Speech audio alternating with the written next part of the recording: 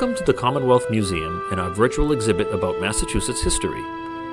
The exhibit traces the development of rights from the 1600s until today. One way to think about rights is to think about fairness. If people's rights are being violated, they're being treated unfairly. In each gallery, there are stories of people who were treated unfairly, but also stories of people who tried to make things better by changing laws, improving education, or setting up a government that protects our rights. The highlight of our exhibit is the Treasures Gallery, where the museum displays rare historical materials, such as the American Bill of Rights, a document that is world famous. We hope you enjoy the tour, and we hope to see you someday at the Commonwealth Museum.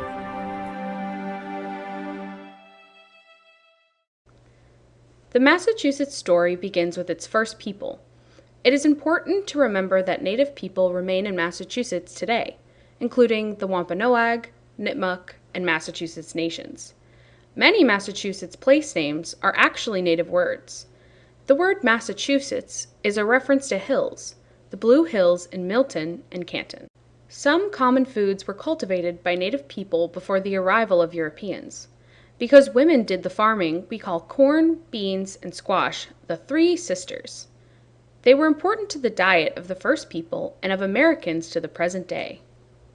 When English settlers arrived in the 1600s, they did not take the rights of Native people seriously enough. Eventually, that led to a devastating war, called King Philip's War, after the Native leader who led an uprising. Native people were pushed off their land and Philip was killed. He is also known by the names Metacom, Metacomet, or Palmecacom. The gallery tells that sad story. It also looks at the early history of English settlers. Most know that the Pilgrims came to Plymouth in 1620. A second group, the Puritans, arrived in 1630 with a document allowing them to set up the Massachusetts Bay Colony. That actual document, called a charter, is on display in the Commonwealth Museum. Both colonies were established by people seeking religious freedom, although they did not always grant it to others. The Massachusetts Puritans are famous for being harsh, as in the Salem witch trials. But their story is more complex. Some of their ideas actually led to improving rights in the long run. They believed in elections to select leaders and held town meetings where men, at least, could voice their opinions. They thought that everyone should be able to read the Bible, so they established public schools. That did not happen in every other English colony. The Boston Latin School, founded in 1635, is the oldest public school in America. They did not realize it, but teaching people to read would promote democracy and demands for basic rights in the long run. They founded Harvard College in 1636, the oldest American university. Most important, the Pilgrims and Puritans were moralistic, preoccupied with questions of good and evil.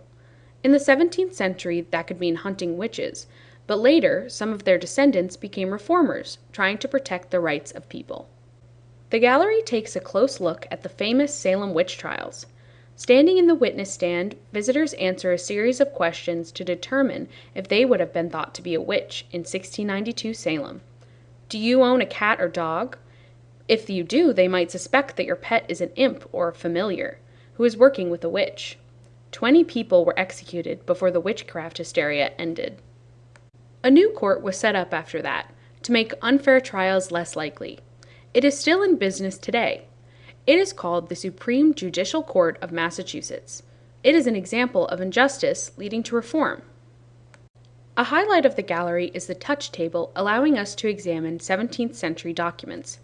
Did you know that Pilgrims and Puritans both banned the celebration of Christmas? There was too much partying, for one thing. Maybe that is why the Thanksgiving holiday started.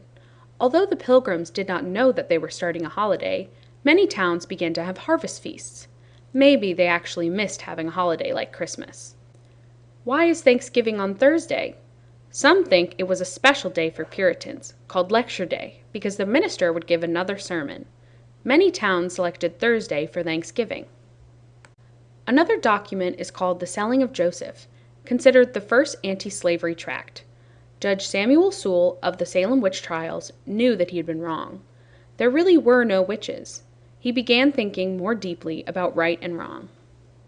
Although slavery continued in Massachusetts until after the American Revolution, his argument against slavery is another example of injustice sometimes leading to reform.